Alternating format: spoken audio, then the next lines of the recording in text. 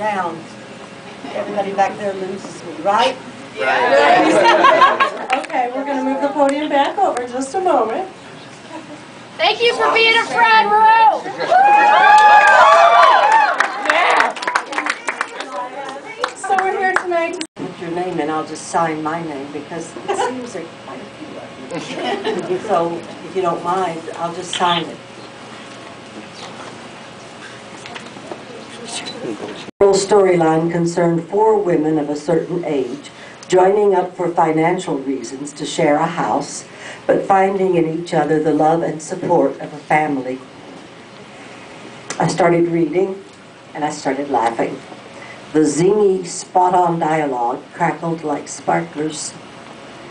I instantly loved these characters. Sophia, the nursing home escapee with outlandish tales of her Sicilian girlhood. Dorothy, the acerbic divorcee with a wisecrack for every occasion. Rose, the farm-fresh ninny, with her sweetly guileless take on life. And oh la la, Blanche, the southern miss with her free, joyful sexuality and sassiness.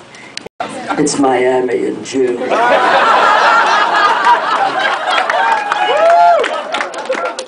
Only cats are wearing fur. Are you going out? No. She's going to sit here where it's 112 degrees and eat enchiladas. I just need some cucumbers to put on my eyes. You'll have trouble seeing, Blanche. It's very good. It reduces puffiness. Does it work on thighs? I don't know, honey. I don't need it on my thighs. I called my agent at once. Sylvia, Ruth, this script is definitely for me. I'm perfect for Blanche. Actually, they're thinking of Betty White for Blanche, she said. They want you to read for Rose. Oh, God. Rose. But I have no connection with Rose, and I know exactly how to play Blanche. Well, she said, you can either go in tomorrow and read for Rose, or pass. I read and reread the script, becoming more certain that Blanche and I were made for each other. Oh, dear. I went to NBC and read Rose for the pilot director, Jay Sandridge.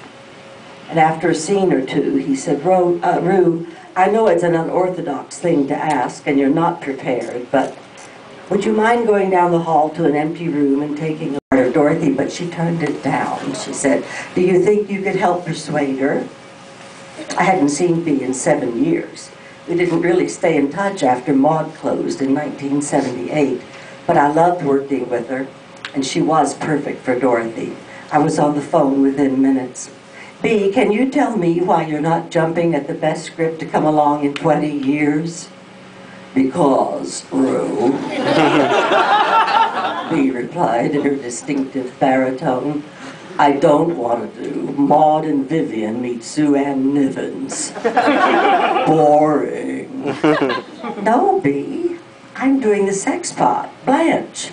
Betty is the dimwit. A pause, then, oh, really? Well, now that's interesting. Within a day or two, NBC had us 3, along with Estelle Getty, who'd already been hired as Sophia, come in to read for the big suits.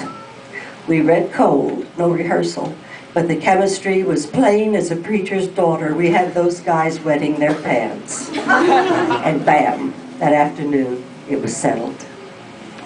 Like Rose says, Dorothy, you're the smart one, and Blanche, you're the sexy one, and Sophia, you're the old one, and I'm the nice one. Everybody always likes me.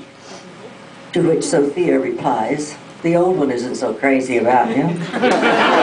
We taped the pilot, which had the audience inebriated with laughter, and were picked up by NBC for 13 episodes, just in case I hadn't had closure with them. Actually, I'll tell you the truth, it was closure for everything. It was about my life. Not just my marriages and the ones who got away, but also all those years of struggling to become an actress in New York and then in LA, and how all that, it all worked together, you know, it was all one big tapestry.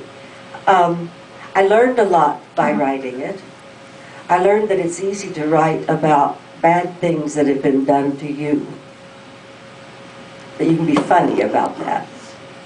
But to write about bad things you've done to someone dear is tough and not funny. And I sometimes had to stop writing and put on my earmuffs and my gloves and walk around in New York until I could get my nerve back. Sometimes I just sat there and bawled. Well, that's hard when you're writing about the dumb, stupid mistakes you made and the people you hurt. Now you have to read the book, don't you?